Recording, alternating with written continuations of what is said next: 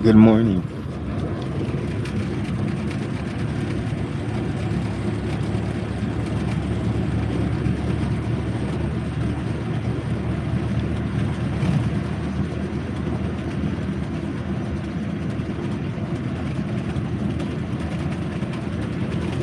So when people say that Africa is not developed, I just wanted to see if I could give an example of how that is just not true. And it's early in the morning, sun hasn't really come out of cloudy, but we're going to try and see if you can see the infrastructure and development coming into Nairobi, maybe 20 minutes out from Nairobi.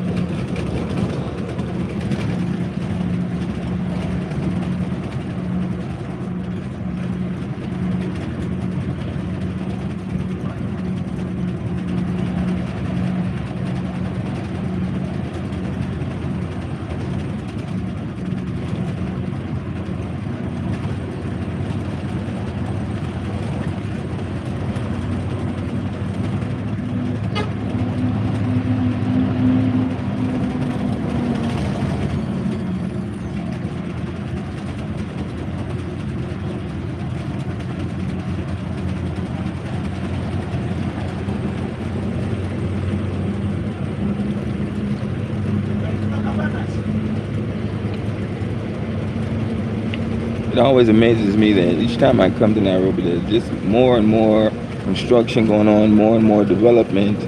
It's like it doesn't stop. It just continues to grow. Now what you really can't see here is that we're on a dual carriageway. So way down there, you see the traffic going that direction. And then way over here, this traffic goes in this direction. There was a time when this road was just one one road. And there was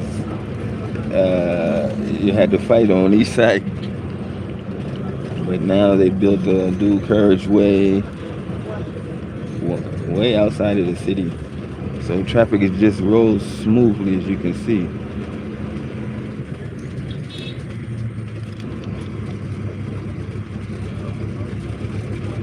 There's a lot of greenery. I mean, when they developed this place, they took time to make sure that they kept the greenery intact so that it doesn't look like a cement jungle.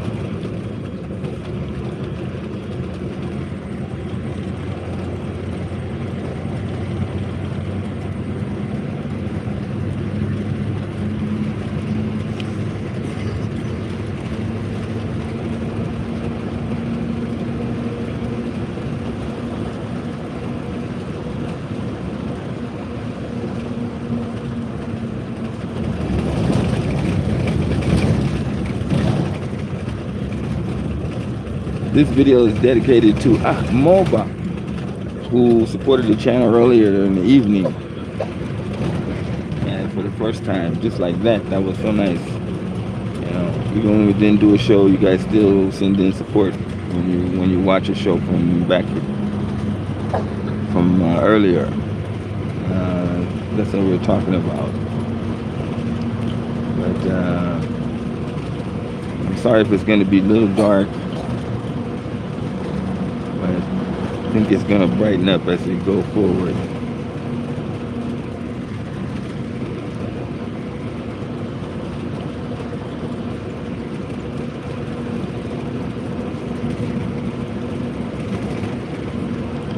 Even videos like this, I'm not even sure if they're now legal or not, So I really have to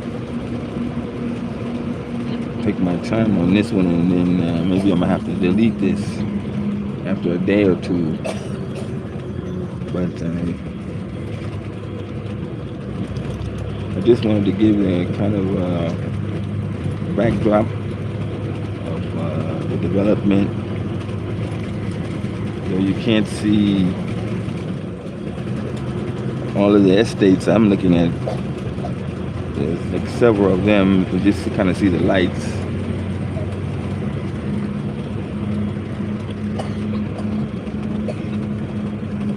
That's Isuzu, which is General Motors. When they came to Africa, they just changed the name to Isuzu so that if there was any problem with America, they wouldn't come out and destroy all their cars. So, but Isuzu is the General Motors, and General Motors runs Isuzu, which was one of the big matatu developers here in Kenya. So America has a presence as far as in the transport system. That is for sure.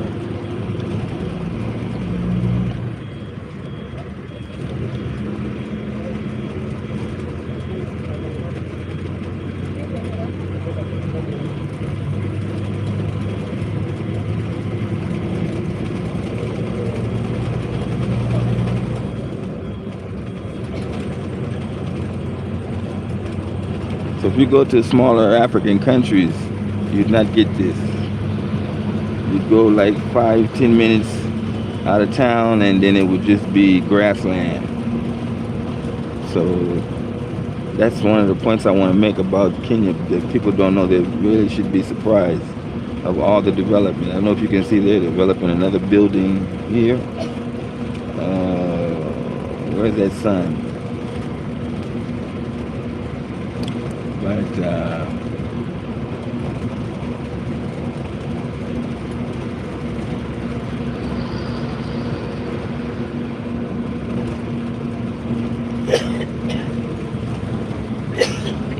industry after industry here is called the Pan-African Equipment giant over there.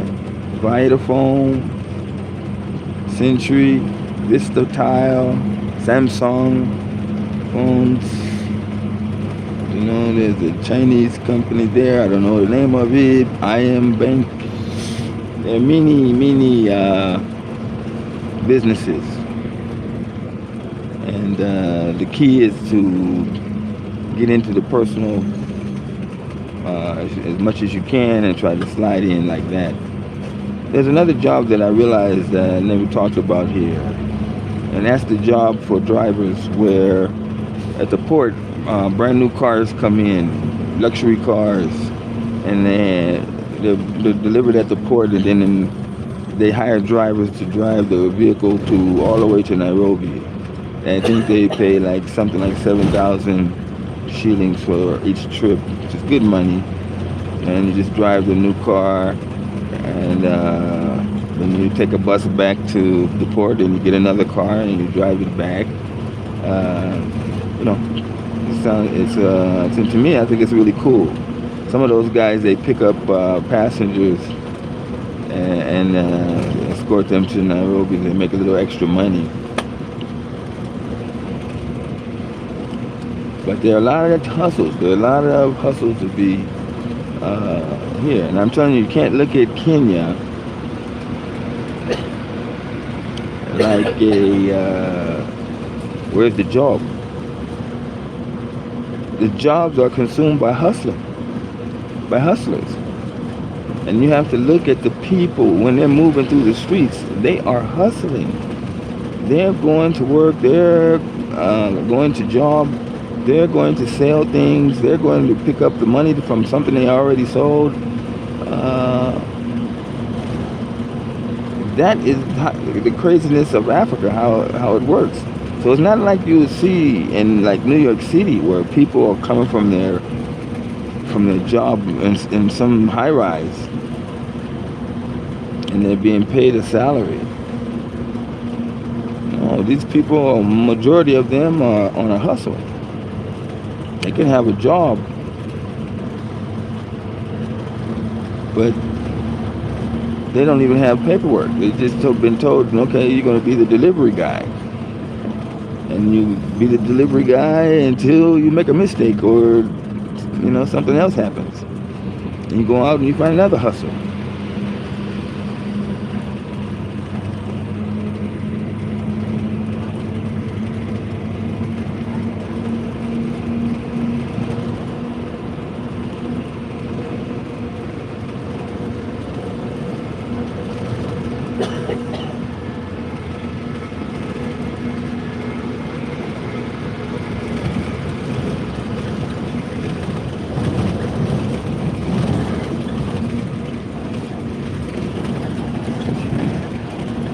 It's really early in the morning here, but this is Kenya. You will see people walking on the road, hustling, going to job or coming from job. See, so that is one of the things I have to keep pointing at. I have to keep stressing this. Where the United States is kind of conforming, where you go to a job and then you get a paycheck. You sign a contract or employment thing, and then that's it. You rolling around, and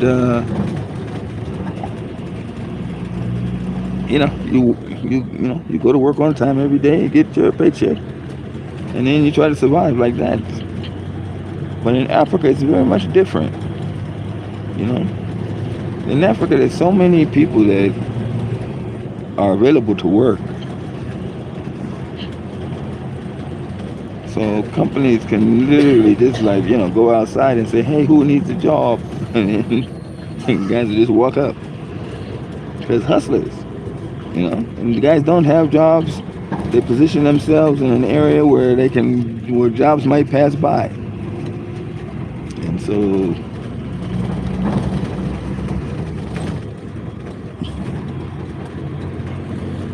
that is the name of the game. When we talk about, I don't know if I can get a job. There's no jobs in Africa. There's no, well, I would say like that. It's just hustles, And if you're smart, because a lot of these guys are not really privy to a lot of the information that we have from the U.S. or the way things are done, where they're still in the back, behind as far as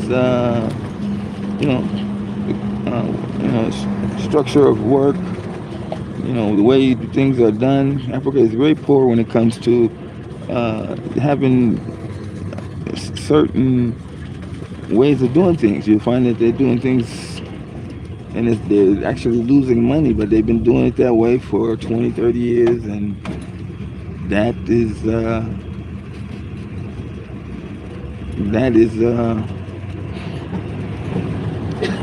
way they continue to do it. They don't try to find a better way, a better mousetrap.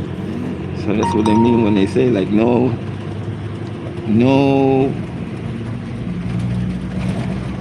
Oh, I got a super chat, African super chat from now. So whoever that is, thank you. I'm going to shout you out in just a minute. We're just arriving into Nairobi now. Here we are at Kenya Polytechnic, where I used to teach for many years when I got my start. And there's a memorial for the American embassy that was bombed. And I'm trying to see it, but I can't see it. You can't see it. Okay, it's 6 o'clock in the morning and people getting their hustle on. See, now you're inside Nairobi. Now look at the streets, and this is just early. People do not joke. I don't know if you can see all them people. Now you start seeing there's people walking there, getting hustle on. Just look. It's not a joke, man. You can't walk the streets here if you're not trying to make money. That's what this place is all about. Don't know if you can see all these people. Too dark. 6:20 in the morning. But when you come into Africa and you talking about you want to make it some money and you want to do things and you know, don't think of it as like I'm gonna create a job and then I'm gonna hire. No, think of a hustle. Let's do it like this and see what happens. Okay, you see, you got so many Africans that are willing to work for you. Follow your every command. So very important to have good people behind you. Just don't know. I have somebody good behind me, and shoot, he ain't been with me but a few months. you know. And damn, the amount of things we've already accomplished. I'm never gonna let him go. I don't know what the hell happened when we spent so many years apart, but damn, it's just the combination of having somebody that you can depend on. You know what I mean? That push you. That's how you make big money. Oh, look at this place.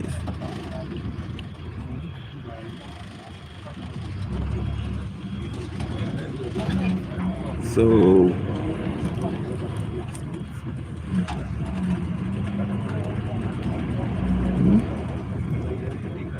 it's important to have good people, and Kenya has so many good people, and the people are friendly and they're hardworking. So if you got a really good idea, get your hustle on. Get you 4 or 5 Kenyans, tell them you got to be to work at 8 o'clock in the morning, and then shit, 3 of them will be on time every time. The other two may be joking. You have to sack them, and then but that's just part of them doing business. They know what's up, you know. And if you're lucky, your idea will make enough money to give them support your staff and make you some money. Maybe not a lot of money at first, but it's, it starts off like that. If you're trying to dream for the big cash, you might just find you that it can afford you a house and get you a nice wife and kitchen, and food is cooked every day. You can relax. That is now we're coming to the bus station area. That is peaceful. No white man telling you, fooling with your life. No court system digging into your goddamn personal life. No crime, no major crime. The other day they spent 1 minute and 46 seconds on the Kansas City shooting. Where they just at a party and the people just started shooting up the line. And 18 people was shot. Damn. And they spent like 1 minute 48 seconds on that thing, and then went over to Princess, what's her face?